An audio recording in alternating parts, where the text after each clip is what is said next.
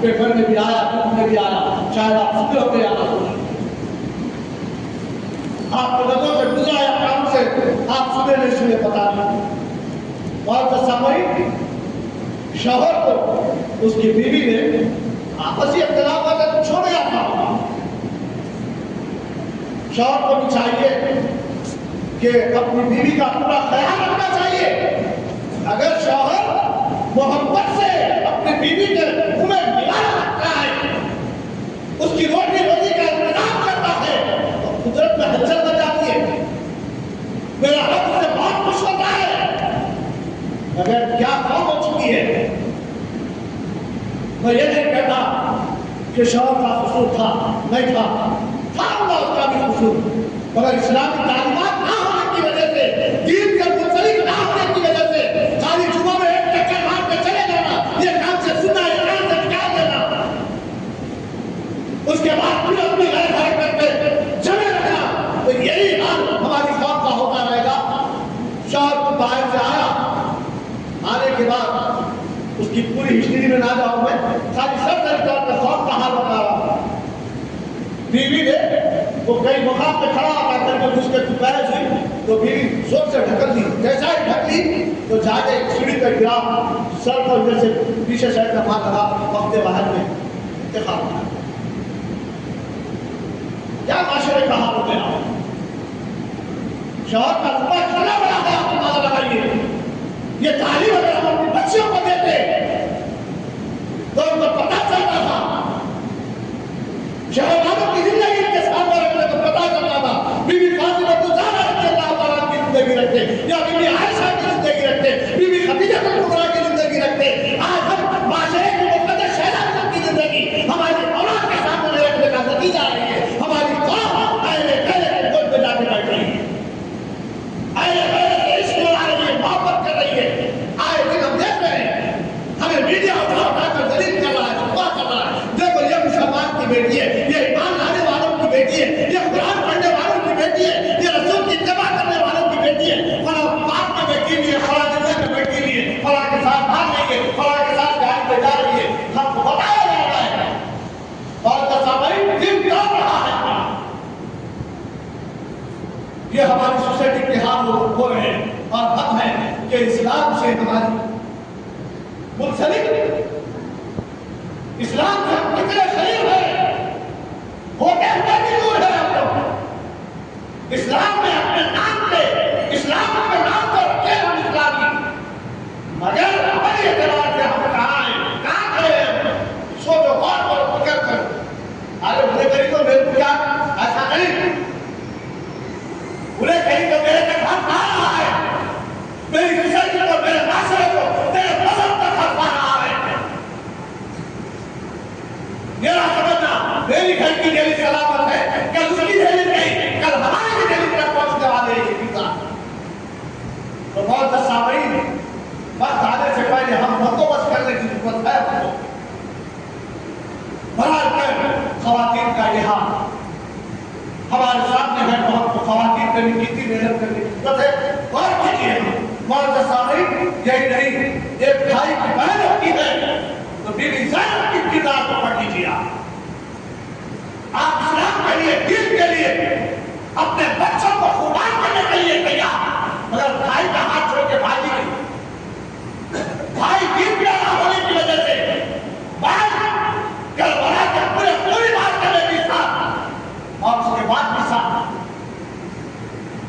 واضح سامعین، حال ہی میں 18 تاریخ اور 22 تاریخ ہے، حضرت زین العابدین کی شہادت عمل میں آئی تھی، تو ان کے تعلق سے بھی چند کلمات آپ کے سامنے رکھ کر رخصت ہو جاؤ۔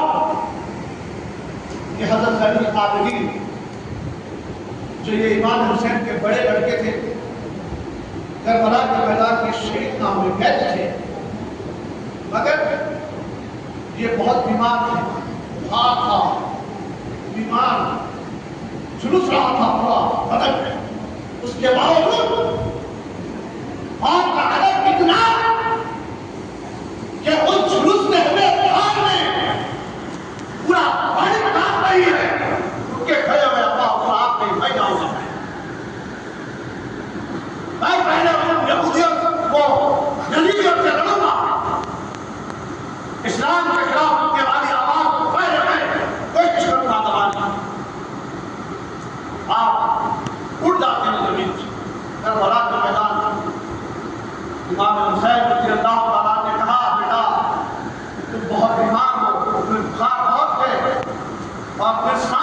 امام حسین نے یہ بھی کہا اب یہ خواتین جو ہے یہ آپ کی ذمہ داری ہے مدینہ تک لے جانا،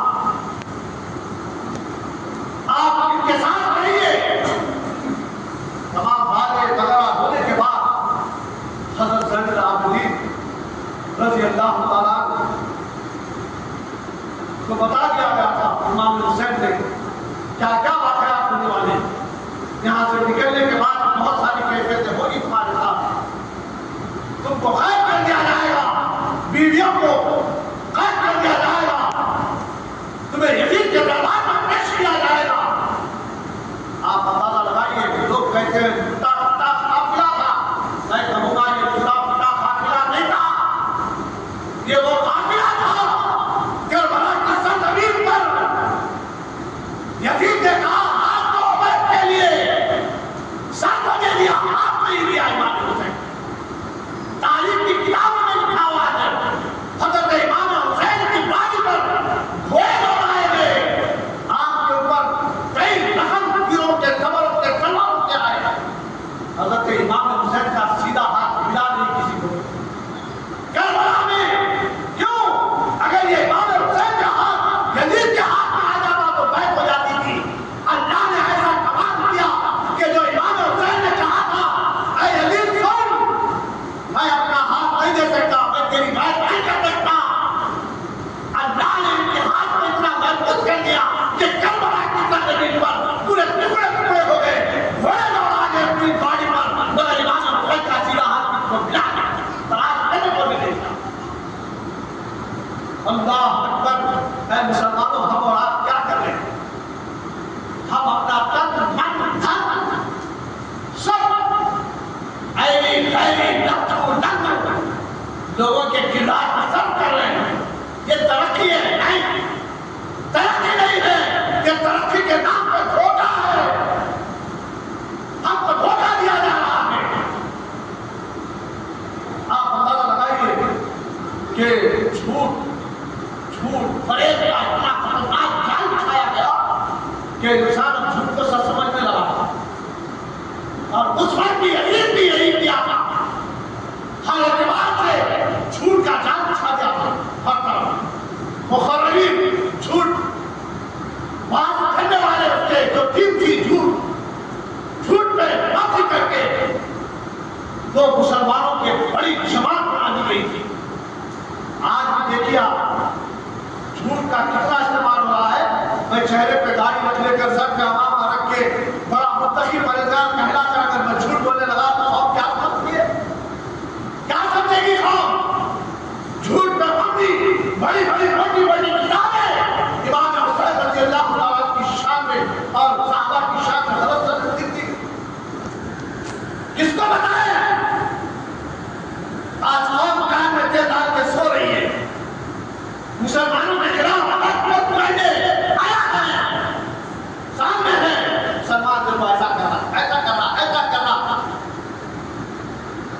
تو ہماری مسلمان قوم بول رہی ہوگی ہاں بھائی مسلمانوں کے بعد دیر آدمی دھوکھ ہو گئی، اس کی اصلاح بول کے لکھا میرے بھائی۔ بہت سے سامعین بزرگوں سے دوستوں، یہ کربلا کے مسافر یہ ہمیں متنبع کر رہے ہیں، حق کا دامن جان تو جا سکتی ہے، ایک دن جانی ہے، اگر حق کے راستے پر صراط المستقیم کے راستے پر چلے ہو، یہی کامیابی ہے، اصل کامیابی۔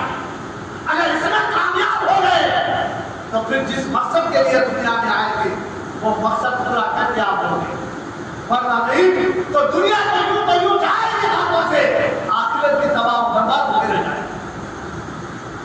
تو بہت سامعین بزرگوں عزیز دوستوں، مختصر خاکہ یہی ہے کہ کربلا کے مسافروں کا کہ شریعت کو اپنے ہاتھوں سے چھوڑے دیں۔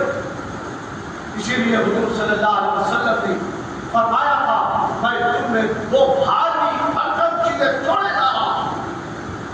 صحابہ نے پوچھا یا رسول اللہ وہ کون سی چیزیں ہیں؟ تو اللہ کے رسول نے فرمایا تھا کہ ایک ہے قرآن، ایک ہے میری آنکھ تمہارے سامنے ہے۔ حضرت امام حسین کا امامہ کربلا کے میدان میں اترا نہیں، یزید و یہودیوں کے سامنے عوام سے نہیں اترا کہ ایران کے دوپٹے یزیدیوں کے دربار میں جانے کے بعد سروں سے لے اترے. ترقی کے نام پہ ہماری قوم کا کیا حال ہے؟ سروں سے ہمارے امامے چلے گئے, امامے تو امامے رہے. صحابہ نے جو ترتیب دی تھی ٹوپیوں کی ٹوپیاں چلی گئی. آج ترقی کے نام پہ ہم کہاں ہے؟ ہماری خواتین کے حالات دیکھ لیجیے, کسی فنکشن میں کسی اور جگہ پر دیکھ لیجیے, ان کے سروں سے دوپٹے چلے گئے. مگر مکریزوں کا یہ حال ہے, تبصرے میں ریگستان میں بے شمار مصیبتوں کے پاس پر ٹوٹ رہے ہیں, مگر سروں سے دوپٹے نہیں نکل رہے ہیں. آج ہم فیشن کے نام پہ ہمارے سروں سے دوپٹے چلے گئے ہماری قوم کی. دیکھو حضرت ابراہیم علیہ السلام کو جب منجر پر رکھا گیا تھا تو شیطان نے کیا کہا تھا, یہ منجر کھینچی نہیں جائے گی. پوچھا گیا کس لیے؟ اسی لیے کہ یہاں فرشتوں کا ایک قطار ہے جو منجر کی رسی کو پکڑے ہوئے. تو پوچھا گیا یہ کیسے ہٹیں گے, ہم کو تو نظر نہیں آ رہے. شیطان نے ترتیب دی تھی اپنی قوم کی بیٹیوں کو لگے سر اس منجر کی رسی کے قریب لے جاؤ, رحمت کے فرشتے ہٹ جائیں. آج کیا حال ہے ہمارا؟